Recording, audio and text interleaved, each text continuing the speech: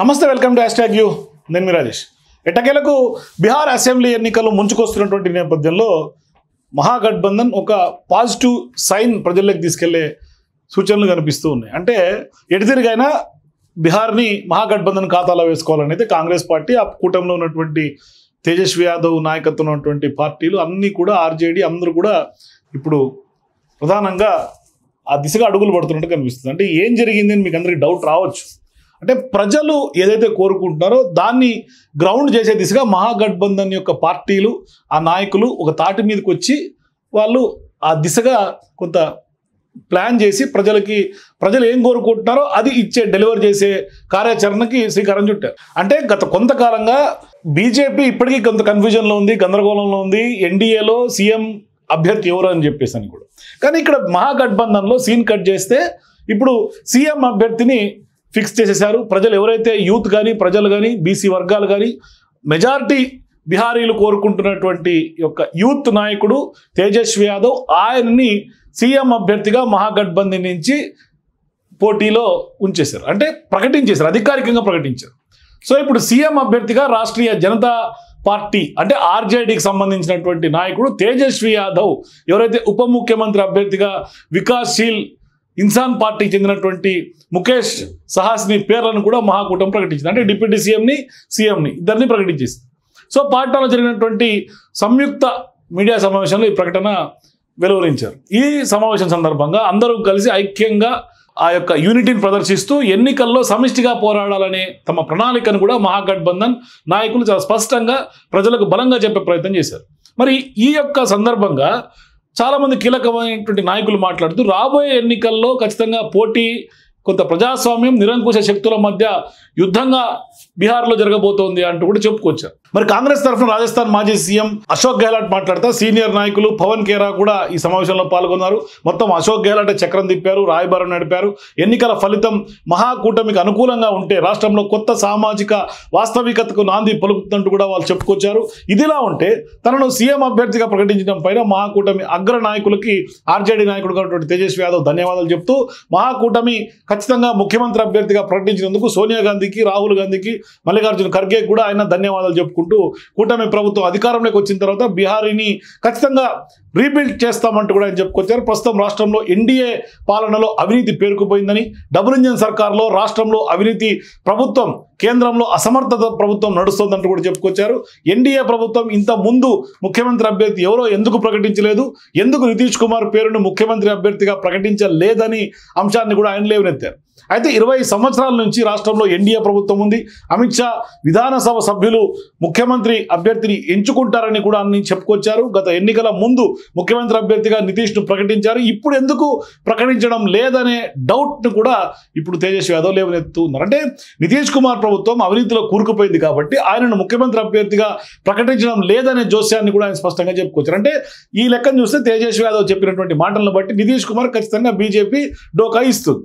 So ఇప్పుడు తేజస్వి యాదవ్ పేరును ప్రకటించడం పైన బీహార్ ఎన్నికల కాంగ్రెస్ పరిశీలకులుగా ఉన్నటువంటి అశోక్ గెహ్లాట్ కూడా మాట్లాడుతూ బీహార్ ఎన్నికలు ముఖ్యమంత్రి అభ్యర్థిగా తేజస్వి యాదవ్కు మంత్రి ఇవ్వాలని నిర్ణయించుకున్నామని, మరి ఎన్డీఏ కూటమికి ముఖ్యమంత్రి అభ్యర్థి ఎవరనేది ఆయన ఇప్పుడు ప్రశ్నించారు. అంటే ఇప్పుడు ఎన్డీఏ కూటమిని గ్రిల్ చేసే కార్యక్రమంలో మహాగఠబంధన్ నాయకులు అందరూ ఉన్నారు. మరి ఇప్పుడు మహారాష్ట్రలో ఏక్నాథ్ షిండే ముఖ్యమంత్రి అని చెప్పి ఎన్నికలకు వెళ్ళారు, కానీ తర్వాత ముఖ్యమంత్రిని మార్చారని కూడా ఆయన చెప్పుకొచ్చారు. సో ఇప్పుడు బీహార్ రాజకీయాల్లో ఖచ్చితంగా మళ్ళీ తేజస్వి యాదవ్ చుట్టూ తిరుగుతూ ఉన్నాయి.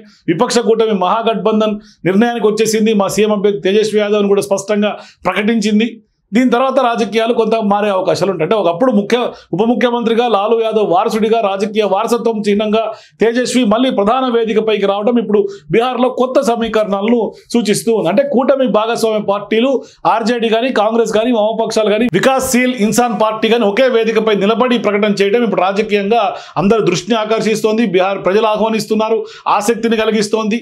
తేజస్వి యాదవ్ మా అభ్యర్థి, మరి మీ అభ్యర్థి ఎవరు అనేది ఇప్పుడు ఆర్జేడీ నేతలు, ఎన్డీఏ కూటమి నేరుగా సవాల్ విసురుతూ ఉన్నారు. ఖచ్చితంగా ఇది కేవలం రాజకీయ ప్రకటనగా చూడాల్సినటువంటి అవసరం లేదు. ఇది ఒక ఎన్నికల కురుక్షేత్రంలో కొంత స్ఫూర్తిదాయకమైనటువంటి యుద్ధానికి బీహార్లో తెరలేస్తోందని స్పష్టంగా చెప్పక తప్పదు.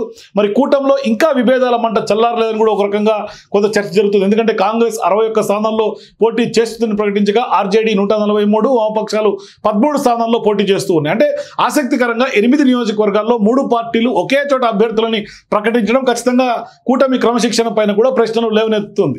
అయితే ఇక్కడ కూటమి లోపల పోటీ అనే పదం ఇప్పుడు బీహార్ మీడియాలో కూడా కొంత మారుమోగుతోంది. విపక్షం ఏకతాటిపైకి ఉందని చెప్పుకుంటున్నప్పటికీ ఈ సీట్ల వివాదం దాని భవిష్యత్తును ఇంకా సవాల్ చేస్తూనేది ఒకవైపు. మరి లాలూ యాదవ్ కొంత సమయాల్లో కూటములు ఒకే మాట బాటపై ఉండేవి, కానీ తేజస్వి యాదవ్ నేతృత్వంలో ఈసారి ఒకే మాట కంటే స్వతంత్ర స్వరం దిశగానే కదులుతున్నారు అనేది మాత్రం ఆర్జేడీ ప్రతినిధిగా ఉన్నటువంటి మృత్యుంజయ్ తివారీ స్పష్టంగా చెప్తున్నారు. అంటే మేమే ప్రధాన పార్టీ, మా సీట్లు ప్రాధాన్యాన్ని ఇతరులు అర్థం చేసుకోవాలి అనే అంశాన్ని మహాగఠబంధన్ ఉన్నటువంటి పార్టీలని చెప్పుకుంటూ ఉన్నాయి. మరి ఇప్పుడు బీహార్ ఎన్నికలు ఎప్పుడు కేవలం ఓట్ల పోరు కాదు, అది ఒక భావజాల పోరాటంగా చూడాల్సినటువంటి అవసరం ఉంది. ఈసారి కూడా అలాగే కనిపిస్తోంది. మరి తేజస్వి యాదవ్ ఒక రకంగా చెప్పాలంటే యువత, మార్పు, నూతన బీహార్ అనే నినాదంతో ముందుకు వస్తే ఎన్డీఏ కూటమి వైపు వాళ్ళు స్థిరత్వం, అనుభవం, అభివృద్ధి ఇటువంటి ఎజెండాతో వాళ్ళు ఆ యొక్క ట్యాగ్ లైన్స్తో ముందుకు వెళ్తున్నారు. మరి నితీష్ కుమార్ ఇంకా ఎన్డీఏ ఫేస్ కావడం ఖాయమని, కానీ ఆయన వయసు, వృద్ధాప్యం, తేజస్వి యాదవ్ యొక్క యూత్నెస్, ఉత్సాహం మధ్య చాలా తేడా ఉందని ఓటర్లలో కొంత ఆసక్తిని రేకెత్తిస్తోంది. మరి 2020 ఎన్నికల్లో తేజస్వి యాదవ్ పార్టీ గెలుచుకున్నటువంటి 75 సీట్లు ఆయన భవిష్యత్తుకు పునాదులు వేశాయి. మరి ఆ సమయంలో ఆయన అనుభవం తక్కువగా ఉన్నప్పటికీ ఇప్పుడు ఆయనకు వ్యవస్థపైన అవగాహన, యంగ్స్టర్స్ మద్దతు, లాలూ వారసత్వం అనే 3 బలమైనటువంటి అస్త్రాలు తేజస్వి యాదవ్ చేతిలో ఉన్నాయి. మరి మహాగఠబంధన్ ఈసారి ఒకే ఫేస్ను చూపించింది సీఎం అభ్యర్థిగా. ఒకవైపు సీట్లు సర్దుబాటు లొసుగులు, మరోవైపు అంతర్గత అసంతృప్తి, పైగా కాంగ్రెస్ దూరంగా ఉండే సంకేతాలు, ఇవన్నీ కూడా తేజస్వి యాదవ్ ముందు సవాళ్ళగా నిలుస్తున్నాయి. కానీ తేజస్వికి ఎన్నికలు కేవలం ఒక రాజకీయ పరీక్ష కాదు, అది ఒక తరం మార్పు పరీక్ష కూడా అని స్పష్టంగా చెప్పవచ్చు. మరి బీహార్ రాజకీయాలు లాలూ, నితీష్ శకం నుంచి బయటపడతాయా లేదా కొత్త నాయకత్వం శాసిస్తుందా అన్నది కూడా నవంబర్ 14 వరకు వేచి చూడాల్సినటువంటి అవసరం ఉంది. అయితే ఇప్పుడున్నటువంటి అక్కడ పొలిటికల్ పిక్చర్ ఏంటంటే బీహార్ ప్రజలు ఒక కొత్త కథ కోసం ఎదురు చూస్తారు, కొత్త శకం కోసం ఎదురు చూస్తారు. తేజస్వి ఆ కథలో నాయకుడా లేక మరో ప్రయోగం కొంత లోపల కొంత పాత్రధారుడు అనేది మాత్రం బీహారీ ఓటర్లు అక్కడ ప్రజలే నిర్ణయించాల్సినటువంటి అవసరం ఉంది. చూద్దాం మరి ఏం జరగబోతుంది బీహార్లో. మరి మహాగఠబంధన్ అయితే కొంత తేజస్వి యాదవ్ని ముందుగా నిలబెట్టి సీఎం అభ్యర్థిగా ప్రకటించింది. మరి ఇప్పుడు ఎన్డీఏ సవాల్ని స్వీకరించి వాళ్ళ సీఎం ఫేస్ ఏంటో, ఆ కూటమి యొక్క ఫేస్ ఏంటో చెప్తుందా, లేదు అంటే ఇదే నినాదంతో వాళ్ళు ప్రజల్లోకి బలంగా వెళ్ళే అవకాశం ఉంటుందా, ఏం జరుగుతుందో చూద్దాం. మీరు కూడా బీహార్ ఎన్నికల్లో తేజస్వి యాదవ్ను ప్రకటించిన తర్వాత ఖచ్చితంగా మహాగఠబంధన్కి మంచి రోజులు రాబోతున్నాయి. ఎందుకంటే మెజారిటీ ప్రజలు కోరుకున్నటువంటి తేజస్వి యాదవ్ ఇప్పుడు సీఎం అభ్యర్థిగా మహాగఠబంధన్ ప్రకటించిన తర్వాత అక్కడ ఈక్వేషన్స్ ఎంత మేరకు మారే అవకాశాలు ఉంటాయి, ఓటర్లు ఏమన్నా మార్పు జరిగి ఖచ్చితంగా మొత్తం మహాగఠబంధన్ వైపు ర్యాలీ అయ్యే అవకాశం ఉంటుంది. ఎందుకంటే టైట్ ఫైట్ ఉంది కాబట్టి మొత్తం వార్ వన్ సైడ్ అయ్యే అవకాశం ఎంతవరకు ఉంటుంది. మీ అభిప్రాయాల కింద కామెంట్స్ తెలియజేయండి. For more videos please watch #.